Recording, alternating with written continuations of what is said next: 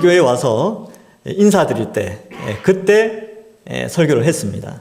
그래서 이제 1장의 내용이 어떻게 되어 있냐면 삼위 하나님, 성부, 성자, 성령 하나님이 신령한 복을 우리에게 주셨다. 그래서 계시의 영을 우리에게 부어 주셔서 마음 눈을 뜨게 하셔서 부르심의 소망, 성도 안에 있는 기업의 풍성함과 하나님의 능력을 알아가는 교회가 되어야 된다라는 것을 1장에서 살펴보았습니다. 2장에서는요, 허물과 죄로 죽었던 우리인데 하나님이 긍휼히 풍성하셔서 우리를 구원하여 주시고 새로운 피조물, 걸작품으로 만드셨다는 내용을 배웠습니다. 그래서 제가 그때 노래도 막 불렀었죠. 그죠? 걸작품 노래도 막 부르고 그랬습니다. 그래서 이제 이방인과 유대인이 하나가 되어서 하나님을 한 아버지로 고백하며 시민으로 권속으로 성전으로 지어져 가고 있다라는 것을 2장에서 살폈고, 3장에서는 교회는 하나님의 각종 지혜를 알리고 하나님께 나아가는 특권, 프로사 고개, 이 단어도 좀 기억나실 겁니다. 하나님께 당당히 나아가서 하나님과 교제하는 존재로 교회를 부르셨고, 이를 위하여 우리는 더욱더 속사람이 강건해져야 된다라는 것을 3장에서 살펴보았습니다. 4장에서는요, 성령이 하나 되게 하신 것을 힘써 지키는데 성령께서 우리에게 각 사람에게 은사를 주셨습니다. 몸의 지체의 기능이 다 다르듯이 우리에게 은사를 주셔서 이 몸을 하나 되어서 하나님의 영광을 위해 살아갈 수 있도록 인도해 주신 것입니다. 뿐만 아니라 우리는 한 몸으로서 또 새 사람으로서 살아갈 수 있도록 해 주셨다. 5장에 가서는 빛의 자녀로 지혜롭게 행해야 되는데 세월을 아끼고, 기억나십니까? 주의 뜻을 분별하며 성령 충만하여 온전한 예배를 드리고 그리스도를 경외함으로 피차 복종해야 된다. 그래서 피차 복종함은 이 가정에서 또 직장에서 이 피차 복종함이 있는데 이것이 바로 십자가의 길이다. 십자가의 길은 멀리 있는 것이 아니라 우리의 생활권 안에 가정과 직장에서 있다라는 것을 이제 지난번까지 살펴보았습니다. 에베소서가 이제 머리 그려지시나요? 에베소서는 이런 내용이구나. 자, 그러면서 이제 성경은 오늘 우리에게 이 말씀을 통하여 이러한 삶을 살아가는 것이 사실은 쉽지 않다는 거죠. 왜냐하면 우리가 이러한 삶을 추구는 하지만 이러한 삶을 방해하는 어떤 대적하는 세력이 있다는 것을 말씀해 주고 있습니다. 전쟁이 있다는 것이지요. 그래서 이런 아름다운 교회로 만들어가기 위하여서는 보이지 않는 이 전쟁 앞에서 우리가 잘 준비해야 된다는 것을 오늘 본문에서 말씀해 주고 있습니다. 그렇다면 여기에서 우리가 기억해야 될 것은, 여러분, 우리가 전쟁이 있다는 것을 인식을 해야 됩니다. 전쟁이 있다는 인식이 없으면 준비할 수가 없죠. 우리 남북한에 이렇게 지금 이제 그 군사 분계선을 해서 이렇게 나눠져 있지 않습니까? 그죠? 우리가 왜 국방비에 그렇게 많은 돈을 투자합니까? 전쟁이 아직 진행되고 있다. 휴전이지만 아직 진행되고 있다는 사실을 우리가 인식하기 때문에 어때요? 계속 준비하잖아요. 옛날에는 우리가 좀 약했죠. 지금은 이제 잘 준비했죠. 잘 준비해서 지금은 아주 강한, 전 세계적으로 군사력이 10위권 안에 들어가는 그런 군사 강대국이 되었습니다. 자, 이렇게 준비를 잘 해놓으면 싸움이 일어나도 이길 수가 있는 것이죠. 이 전략은 성경에서도 그대로 다 말씀하고 있습니다. 우리가 마귀와의 대적, 사탄과의 대적에서 잘 준비해야 된다. 그것을 잘 준비하기 위해서는 첫 번째, 전쟁이 있다는 사실을 인식해야 된다는 거죠. 그럼 왜 우리가 전쟁이 있다는 사실을 잘 모르는가? 사실 우리는 너무 바빠요. 너무 바빠요. 그래서 돈 벌기 바쁘고 애 키우기 바쁘고 공부하기 바쁘고 뭐 하기 바쁘고 너무 바쁘다 보니까 내가 영적 전쟁 가운데 있다는 사실을 잊어버리게 됩니다. 이걸 잊어버리는 순간 준비하지 않아요. 그래서 우리에게 전쟁이 있다는 사실을 인식해야 된다. 이거 아주 중요합니다. 그 다음에 여러분, 이 전쟁을 준비하는 것은 참 필요하죠. 그래서 여러분, 우리 지금 어떤 전쟁을 하고 있습니까? 우리는 코로나19와의 전쟁을 하고 있죠. 그죠? 그래서 적을 파악했기 때문에 준비를 해야 돼요. 준비를 잘 해야 되죠. 그래서 우리 마스크 하고, 우리 뒤에 손소독제 하고, 뭐 이렇게 거리두기 하고, 이런 게 다 준비하는 겁니다. 전쟁의 대적과 싸우기 위해서 준비를 잘 해놓으면 충분히 이길 수 있는 것이죠. 이처럼 우리에게 영적 전쟁이 있는데 잘 준비하라 라고 하면서 10절부터 12절에 13절에 첫 번째 단락을 통해서 우리에게 메시지를 전해주고 있습니다. 10절에 보시면 끝으로 이렇게 되어 있죠. 에베소서가 끝날 때가 됐다는 겁니다.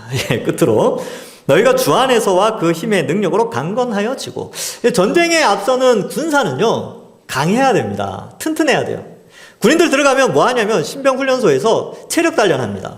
팔굽혀펴기 하고 앉았다 일어서기 하고, 왜 그거 하냐면요, 괴롭히려고 그게 하는 게 아니고 건강해야 되니까, 강건해야 되니까 체력 훈련을 하는 것이죠. 그래서 군인은 기본적으로 건강해야 되는데 우리는 뭐 밥을 잘 먹어서 운동을 해서 건강해지는 게 아니라 여기에 보니까 주 안에서와 그 힘의 능력으로 강건해야 된다. 이렇게 말씀하고 있죠. 주 안에 있다는 게 뭐냐 하면 좀 표현이 좀 추상적이긴 한데 구체적인 설명을 해드리면 이렇습니다. 아이들이 강해지려면 부모 아래에 있어야 돼요. 집 안에 있어야 됩니다. 집의 보호를 받고 음식을 공급받아야 애들이 강해지지요. 자녀들 키워보셔서 아시지 않습니까? 근데 만약에 그 아이들이 집을 나가고 가출을 하고 본인이 스스로 밥을 챙겨 먹는다. 이런 생각을 해보십시오. 초등학교 1, 2학년인데 그럼 어떻게 될까요? 애들이 엄청 약해지겠죠. 질병에 노출되고 이 사회의 악한 무리들에게 노출되고 엄청 약해지겠죠. 못 자라겠죠. 생명이 위험할 수도 있죠. 근데 어디 안에 있어야 된다고요? 집 안에, 부모 안에 있으면 강해집니다. 이 원리를 생각한다면 우리가 세속사회에 살고 있지만 우리가 그리스도 안에 있고 하나님 안에 있다는 사실을 인식하고만 있다면, 인식만 한다면 우리는 보호받고 있구나 라는 마음을 가지고 또 실제적으로 영적 전쟁에서 하나님으로부터 공급되어지는 힘을 얻어서 강해지는 것이죠. 그래서 주 안에 있어야 되는 겁니다. 그러니까 우리가 세속사회에 살고 있지만 주 안에 있다는, 하나님 안에 있다는 사실을 잊지 않아야 되는 것이죠. 그래야 보호받고 강해질 수 있습니다. 이 원리를 설명하는 것이죠. 두 번째, 힘의 능력으로 강건해지고, 그러면 그 힘의 능력 이렇게 되는데 그 힘의 능력으로 강해지지 스스로의 힘의 능력으로 강해지지 않습니다. 어떤 사람은 인간 내면의 힘이 있고 여러분 마음속에는 여러분들이 알지 못하는 무한한 가능성이 있습니다 이렇게 이야기를 하는데 없어요. 그런 가능성 없습니다. 인간은 전적으로 타락했기 때문에 스스로 강해지거나 스스로 영적 전쟁을 대비할 수 있는 능력이 없습니다. 성경은 철저하게 그의 힘의 능력으로 강해진다 이렇게 표현해지고 있죠. 아이들이 스스로 강해질 수 없듯이 아이들이 스스로 반찬 해먹고 밥 해먹고 이렇게 못하잖아요. 부모로부터 주어지는 힘에 의해서 자라듯이 우리 역시 하나님으로부터, 성령 하나님으로부터 주어지는 외부에서 공급되어지는 영적인 힘에 의해서 강해지게 됩니다. 이 사실을 인정해야 되죠. 물론 불신자들은 이런 하나님을 의지하지 않으니까 스스로 내면의 힘을 끌어내고 그렇게 하지만 그 속에 어떤 그런 상담학이나 인문학적인 그 한계가 있어요. 약간의 발전 가능성이 있다고 볼 수 있지만 한계가 있습니다. 우리는 그렇지 않죠. 우리는 완전한 하나님께서 우리를 보호하시고 새 힘을 주시기 때문에 그 하나님을 의지하여 강해지는 것이죠. 강해야 전쟁을 할 수 있습니다. 그죠? 자, 그러면 우리의 대적이 누구냐? 전쟁 상대가 누구냐? 그걸 11절과 12절에서 설명하는데 마귀의 관계를 능히 대적하기 위하여. 예, 대적이 누구냐면 마귀입니다. 마귀.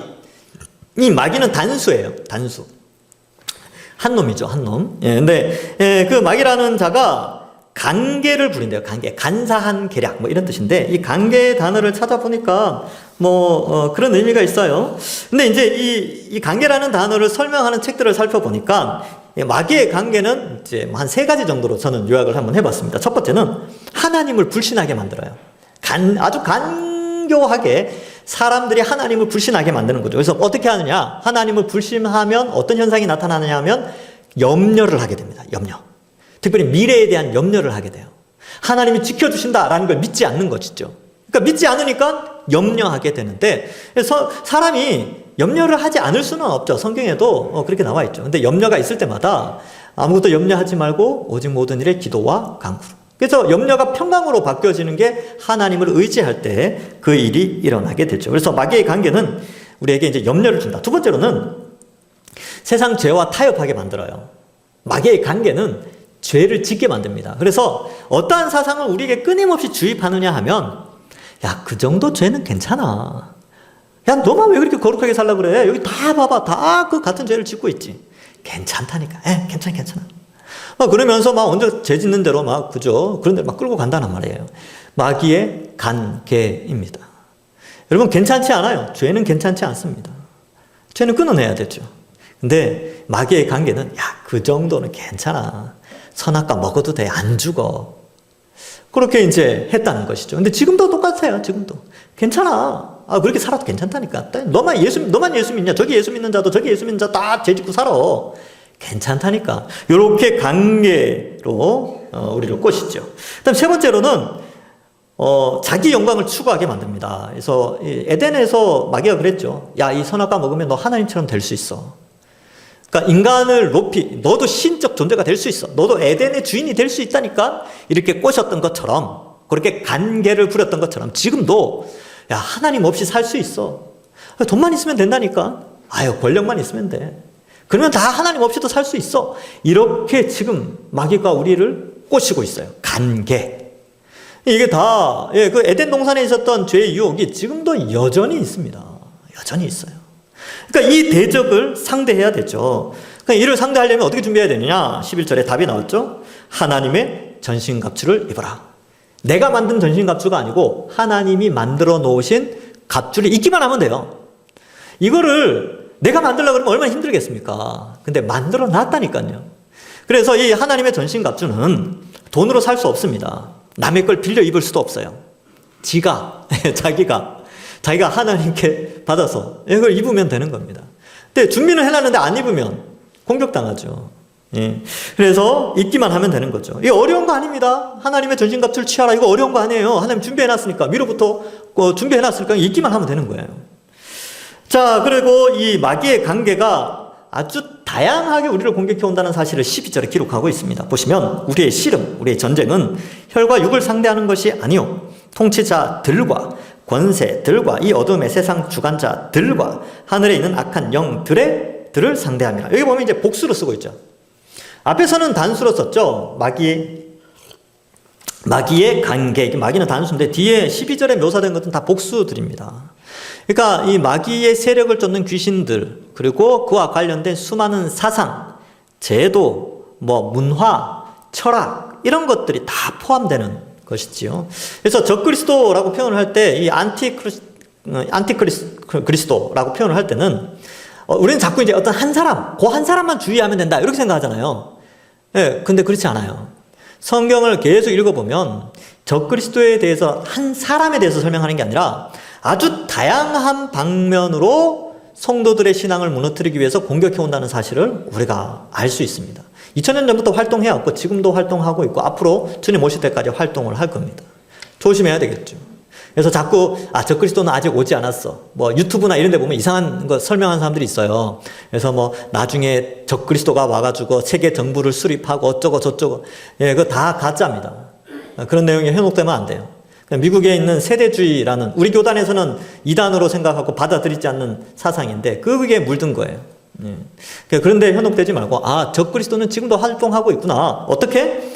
온갖 권세와 통치자와 이런 이 세상을 주관하는 어떤 그러한 형태로 우리의 신앙을 꺾기 위하여, 신앙을 무너뜨리기 위해서 활동하고 있구나. 이 사실을 우리는 인식해야 되는 거죠. 그래야 전쟁 준비를 한다니까요. 미래에 어떤 누가 온다 이러면 지금부터 준비 안 해요. 그 현장감도 없고 긴장감도 없어집니다. 자, 이 싸움이 우리에게 있죠. 그래서 13절에 그러므로 하나님의 전신갑주를 취하라. 11절에도 나오고 12절에 나오는데 두 번 강조할 정도로 중요하다는 것이죠. 이는 악한 날에 너희가 능히 대적하고 모든 일을 행한 후에 서기 위함이라, 이렇게 되어져 있습니다. 그러면 여기에 이제 표현된 것처럼 악한 날은 뭐냐? 악한 날은 이 대적과 싸우는 날이에요. 싸우는 날. 그리고 능히 대적해야 된다. 그리고 모든 일을 행한 후에 서기 위함이라, 이렇게 되어져 있지요. 그러면 여기 모든 일을 행한다는 게 뭐냐면 대적하는 거예요. 대적하고 마지막에 서기 위함이다. 여러분 2000년 전에 약 2000년 전에 에베소서가 쓰였는데 그 당시의 문화는 이 에베소 지역은 로마 문화권의 아래에 있었습니다. 그래서 원형 경기장에서 검투사들이 활동을 하고 이제 검투사들이 막 움직이던 그런 때예요. 그러니까 이 표현을 쓰면 이 당시 에베소 사람들이 이걸 잘 이해했는데 우리에겐 좀 인식이 좀 잘 안 되는데 제가 설명을 해드릴게요. 여러분 예전에 벤허 이런 영화들, 그 다음에 이렇게 이제 너무 옛날 영화니까 최근에 글래디에이터나 유행하는 그런 로마 시대를 배경으로 한 드라마나 영화에 보면 검투사들이 등장을 합니다. 무장을 딱 하고요. 원형 경기장 안에서 칼 들고 막 싸워요. 방패 들고 막 싸우고. 그래서 며칠 굶은 사자나 호랑이와 막 싸우기도 하고 자기들끼리, 검투사들끼리 싸우기도 하는데 싸움이 한참 치열하게 진행되고 마지막에 누가 서 있습니까? 바로 승리자가 서 있죠. 그럼 진 사람은, 진 동물은 운동장에 누워 있는 거죠. 패배자는 누워 있어요. 승리자는 서 있지요. 그래서 마지막 서 있는 그 사람이 승리자가 되는데 요 13절 뒷부분이 그 표현이에요. 모든 일을 행한 후에 서기 위함이라. 서 있는 거죠. 전쟁에서 승리해서 마귀의 계계를 딱 무찌르고 딱 서 있는 거죠. 그럼 누가 쓰러져 있어요? 마귀의 세력들, 죄의 유혹들, 죄의 모든 것들은 다 쓰러지고 우리가 영적으로 승리하여 당당히 서 있는 그리스도인의 그 모습, 그것을 기록하고 있습니다. 그래서 이 전신갑주를 취해야 되죠. 이거는 선택의 문제가 아니라 필수입니다. 성도라면 반드시 하나님의 전신갑주를 취해야 되는 것이죠. 그렇다면 이 전신갑주는 뭘까? 전쟁을 하기 위해서 이 전신갑주가 필요한데 그 내용이 14절부터 17절까지 나오고 있습니다. 첫 번째가 이 14절에 보면 그런즉 서서 진리로 너희 허리띠를 들고 서 있어야 돼요. 허리띠 여러분 바지 입을 때 누워서 앉아서 바지 입으시는 분 없으시죠? 다 서서 입으시잖아요. 옷 입을 때. 그러니까 이거는 시작을 의미하고요. 진리의 허리띠라고 하는데 허리띠를 한다는 것은 활동하기에 빠르게 움직이기 위한 준비입니다. 그럼 제가 허리띠를 하고 있지 않다면 어떻게 될까요?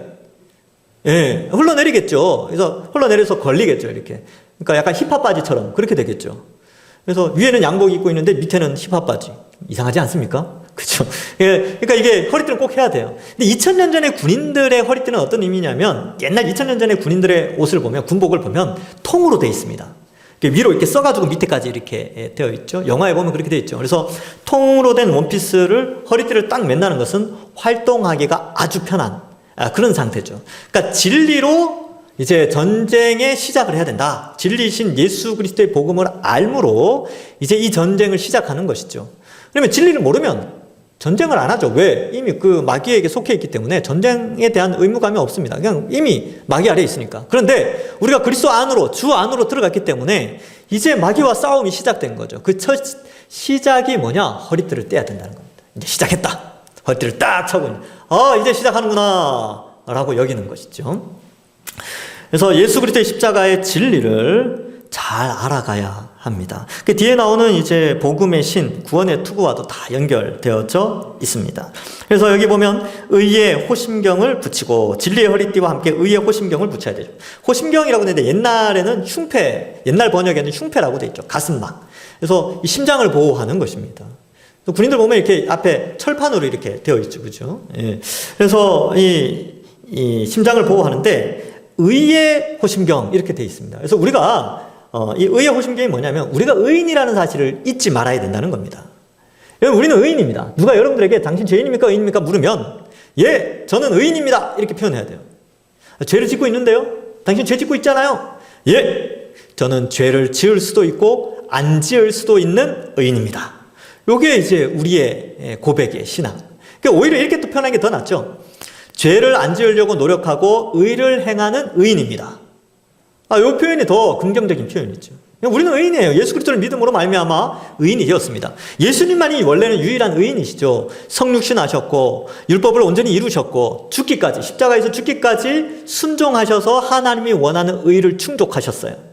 그래서 유일한 의인이신데 우리가 그리스도를 믿음으로 그리스도와 연합하니까 연합되었다라는 증거는 뭐냐면 그리스도가 가진 모든 혜택을 우리가 같이 누린다는 뜻입니다. 그 혜택 가운데 가장 중요한 게 뭐냐면 의.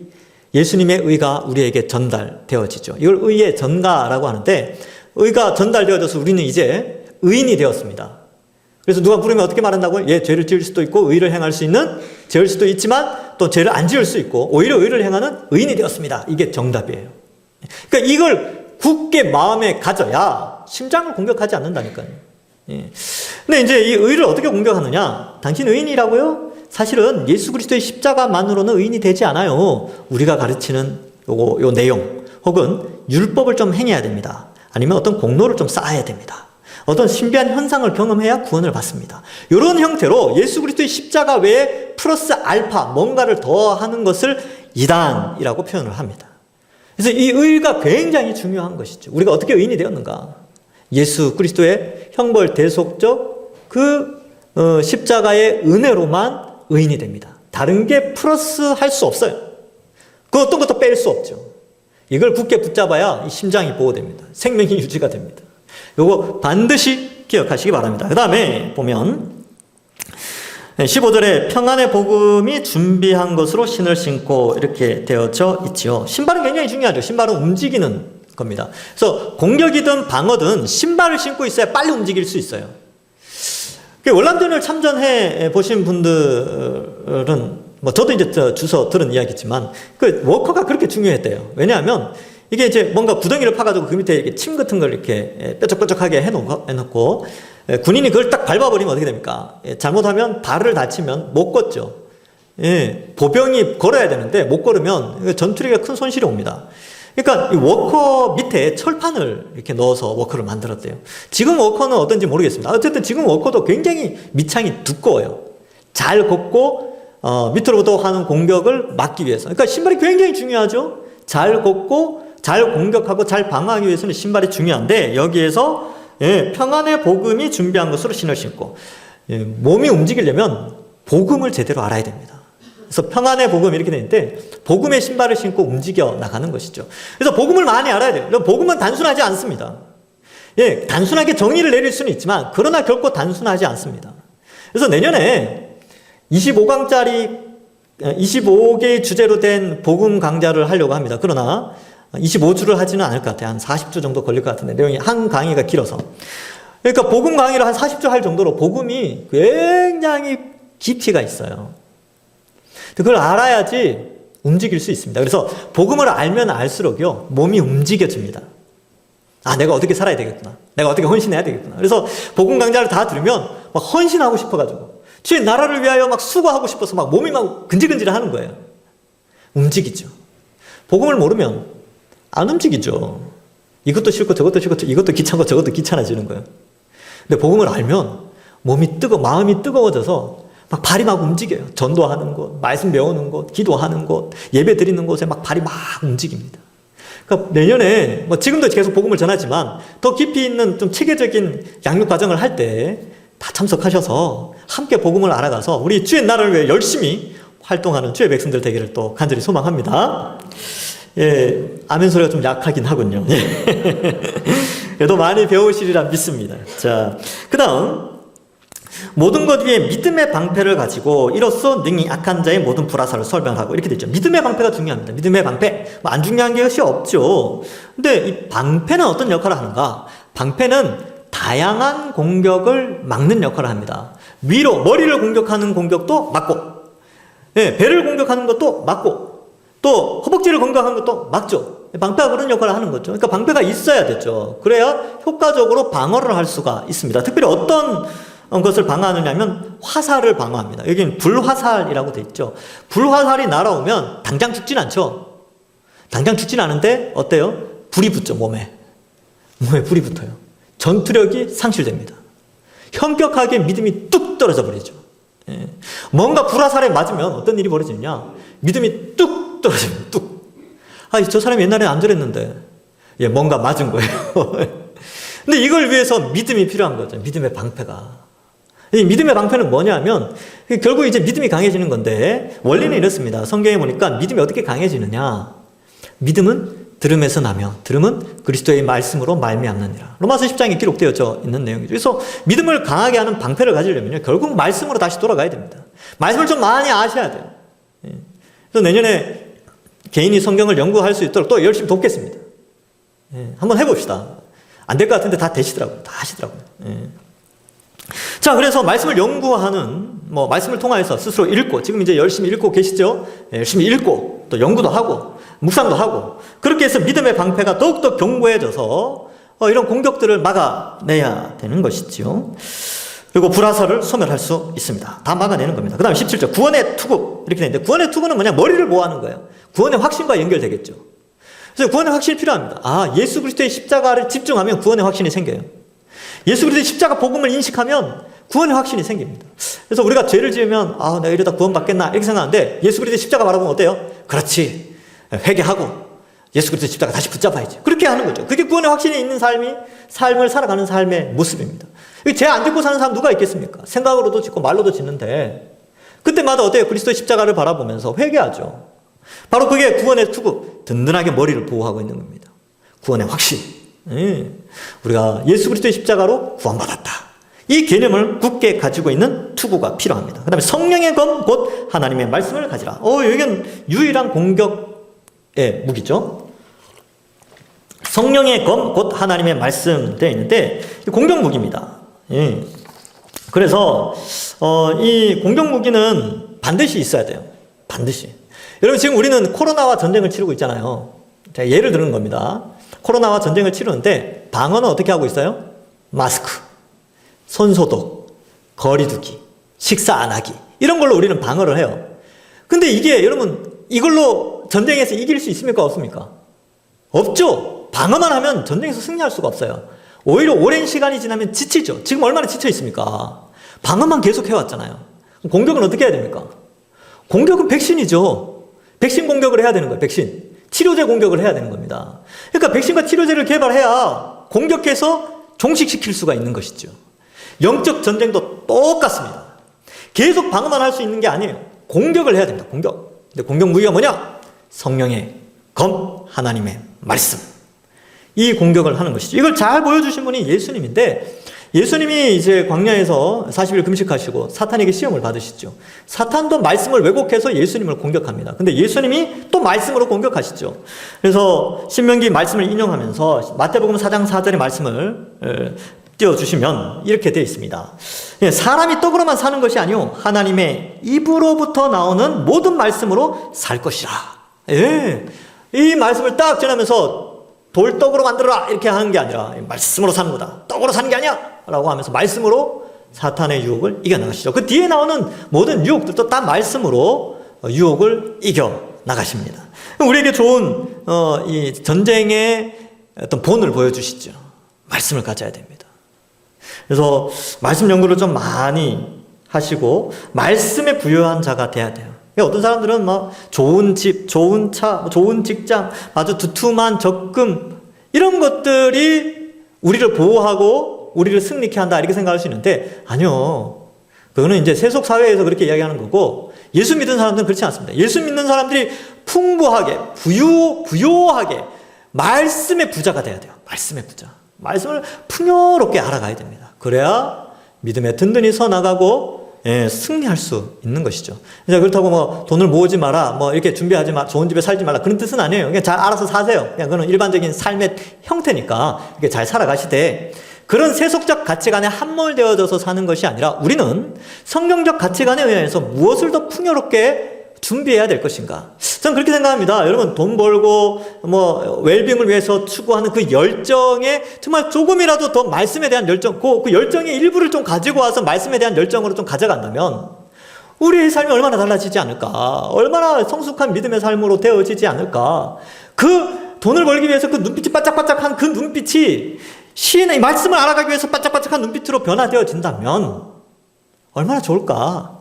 그런 생각을 한번 해봤습니다. 그래서 이 성령의 그 말씀은 반드시 가져야 되고, 그래서 우리의 생명이 끝나는 날까지, 호흡이 멈추는 그날까지 이 말씀은 끊임없이 알아가야 합니다. 자, 18절부터 20절의 말씀인데요. 여러분 이게 이제 장비를 잘 갖췄어요. 장비를 잘 갖췄는데 이거를 잘 관리를 해야 되겠죠. 자, 이제 그 군에 훈련을 받을 때 저는 이제 군대를 좀 짧게 갔다 왔습니다. 좀 짧게 갔다 왔어요. 그런데 훈련을 받을 때는 이제 안에 들어가서 살았죠. 한 4주 동안 살았는데 훈련 받으면 이제 총을 받게 됩니다. 총. 근데 이 총을 쓰지도 않아요. 쓰지도 않는데 매일 닦는 거예요. 매일. 총기 수입이라고 하는데 군대에서는 총기 수입 그래요. 총기를 수입하는 게 아니고 이 영어 수입이라는 단어를 그렇게 표현하더라고요. 그러니까 뭐 정확한 표현은 브러쉬인데 청소하는 거, 솔질하는 건데. 근데 이걸 매일 하더라고요, 매일. 워커도 매일 닦아요. 매일. 반짝반짝하게. 근데 이게 왜 필요하냐면, 전쟁이 당장 일어나도 총알이 정상적으로 발사될 수 있도록 매일매일 관리하는 것이죠. 이게 중요합니다. 무기는 그냥 가만히 내버려 두면 녹슬어요. 아무것도 하지 않으면 녹슬어 버립니다. 칼은 어떻습니까? 지금은 총기를 매일 닦지만 옛날에는 어땠을까요? 칼을 매일 갈았겠죠, 군인들이. 왜요? 전쟁에서 바로 전쟁이 일어나면 바로 쓸 수 있도록. 근데 이 무기를 잘 가꾸고 다루고 하기 위하여서 일종의 윤활유를 칠하고 기름을 칠하고 무기를 바짝바짝 늘 당장 사용할 수 있도록 할 수 있는 것이 뭘까? 저는 이제 여기 나오는 이 기도가 바로 그 역할을 감당한다. 그러니까 이 기도는 모든 무기를, 여기 나오는 모든 하나님의 전신갑주를 자유롭게 사용할 수 있는 강력한 에너지, 밑바탕이 된다라고 좀 연결을 시켜봤습니다. 그래서 18절에 이렇게 되어 있죠. 모든 기도와 간구를 하되 항상 성령 안에서 기도하고 이를 위하여 깨어 구하기를 항상 힘쓰며 여러 성도를 위하여 구하라. 여러분, 기도와 관련된 단어가 5번이나 나옵니다. 기도, 간구, 기도, 구하기를 구하라, 이렇게 되어 있어요. 그러니까 한 절에, 한 문장 안에 기도와 관련된 단어를 5번이나 쓴다는 것은 너무너무 강조하는 것이죠. 그래서 기도해야 합니다. 기도. 무기를 다 갖춘 사람은 기도를 해야 되죠. 예? 기도하는 게 힘들죠. 힘들죠. 그러나 해야죠. 무기를 갖추고 무기를 잘 관리하는 건 힘듭니다. 그러나 해야 합니다. 왜? 우리는 전쟁에 임해 있기 때문에, 이미 전쟁은 시작되고 있기 때문에, 예, 그렇습니다. 그런데 여기 보면 이제 내용이 좀 중요하죠. 모든 기도 간구, 또 성령 안에서 기도해야 되죠. 그리고 깨어 있어야 되고 힘써야 됩니다. 여기 힘드니까 힘쓰라고 돼 있어요. 예. 그 다음에 여러 성도를 위하여 구하라, 이렇게 되어져 있습니다. 특별히 여기 성도를 위해서 기도해야 됩니다. 보통 집에서 기도하시면 성도를 위해서 기도 잘 안 해요. 그죠? 집에서 기도하면 자기 기도, 가정 기도, 자녀들 기도, 뭐 사업체 기도, 이 정도는 하지만 성도를 위해서 기도를 잘 안 합니다. 그럼 성도를 위해서 기도하려면 어떻게 해야 되냐? 교회의 공적 기도회에 잘 참석하시면, 예, 기도할 수 있습니다. 그래서 제가 기도 제목을 낼 때 항상 교회를 위해서 기도하거든요. 교회를 위해서 이제, 뭐, 목회자들, 그 다음에 성도들, 또, 선교사님들, 그리고 환자들, 환우들 위해서, 또 우리 다음 세대, 영유치부에서부터 청년부에 이르도록 기도 제목을 내요. 왜? 성도를 위해서 기도하라고 돼 있으니까. 그래서 이 공적 기도회에 나오지 않으면 공적 기도를 할 수가 없죠. 그러니까 공적 기도회가 있는 데를 좀 열심히 참석하시면 됩니다. 그래서 수요 밤 기도 예배나 금요 밤 기도 예배에 좀 열심히 한번 내보시는 건 어떨까요? 예. 보통 이런 연초에 해야 되는데, 연초에 다짐하는데, 연말에 제가, 지금도 늦지 않았습니다. 한번 참석하셔서 함께 이 공적 기도, 교회를 위해, 우리 동산교회를 위해서 기도하는 그럼 우리 성도들이 되면 하나님이 얼마나 기뻐하시겠습니까? 그죠? 그래서 우리가 기도합시다, 이렇게 말씀하고 있습니다. 자, 그리고 이제 19절에는 또 나를 위하여 구할 것은 내게 말씀을 주사 나로 입을 열어 복음의 비밀을 담대히 알리게 하옵소서 할 것이니, 이렇게 돼 있죠. 그래서 목회자를 위해서, 여기 이제 바울을 위해서 기도하듯이 목회자들을 위해서 기도하셔야 됩니다. 뭐 선교사님들 위해서도 기도해야 되겠죠. 그러면 어떤 기도를 하느냐? 말씀이 풍성할 수 있도록. 이렇게 바울은 늘 직접 계시를 받는 사람이었음에도 불구하고 기도를 요구하고 있죠. 내게 말씀 주시기를 원한다. 구약에 능통한 자였고 신약의 모든 예수 그리스도를 통한 모든 것들을 다 이해하는 자였지만 여전히 그는 성도들에게 나를 위해서 말씀이 풍성하도록 기도해 주십시오 라고 요구하고 있습니다. 여러분, 기도해 주십시오. 우리 담임 목사님, 또 저를 위해서, 우리 부교육자들을 위해서 말씀을 풍성히 가지는 목회자가 될 수 있도록 기도해 주셔야 합니다. 그래서 저의 미래는 여러분들의 기도에 의해 달렸습니다. 지금은 좀 부족하죠. 여러분 와서 제가 뭐 알겠습니까? 또 아직 젊고 또 말씀을 잘 전한다고 하지만 때로는 표현이 거칠기도 하고 제 표현 때문에 또 마음이 좀 어려우신 분들도 있을 수도 있을 겁니다. 근데 기도해 주십시오. 하나님, 우리 홍 목사님 앞으로 정말 참된 메시지를 전하되 정말 은혜롭고 부드럽게 사람을 감동시키는 메시지를 전할 수 있도록 또 기도해 주십시오. 그렇죠? 그 다음에 두 번째는 담대하게 전해야 됩니다. 담대하게. 왜냐하면 이 복음의 메시지는요, 축복의 메시지뿐만 아니라 저주의 메시지도 있거든요. 죄를 지적하고 이런 메시지도 있기 때문에 이거를 묵혀두면 안 되죠. 그러니까 죄를 위로하거나 죄를 숨겨두고 지적하지 않고 혹은 죄를 묻어두고 그냥 넘어가 버리면 교회는 무너집니다. 그러니까 담대하게 전해야 돼요. 담대하게. 사람 눈치 안 보고 복음 전할 수 있도록 기도해 주셔야 됩니다. 그래서 강남에 어떤 목사님이 은퇴하시고 지금 돌아가신 분인데 은퇴하시고 나서 그랬다잖아요. 자기는 평생 강남 사람들이니까 얼마나 돈이 많습니까? 평생 예수 잘 믿고 복 받는 것만 설교했다고. 선지서 설교하지 않았다고. 죄를 지적해 본 적이 없다고. 그거 회개합니다 하고 돌아가셨어요. 늦었죠. 이미 늦었어요. 근데 회개하셨으니까 하나님 또 다 받아주겠죠. 그러면 안 되는 거예요.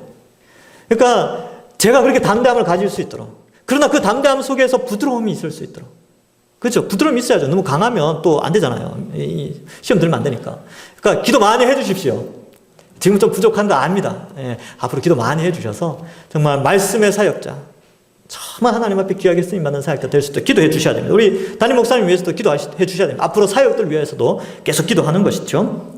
그래서 담대히 알리게 하옵소서. 20절에 이 일을 위하여 내가 쇠사슬의 메인 사신이 된 것은, 지금 감옥에서, 에베소서는 옥중서신이니까 감옥의 메인 것인데, 이 일을 당연히 할 말을 담대히 하게 하려고 감옥에 갇혔지만 메시지를 계속 전하기 위해서 기도해 달라. 어려운 형편에 있지만 말씀을 전하는 자를 위해서 계속 기도해 달라라는 것으로 이제 마무리를 하고 있습니다. 말씀을 맺습니다.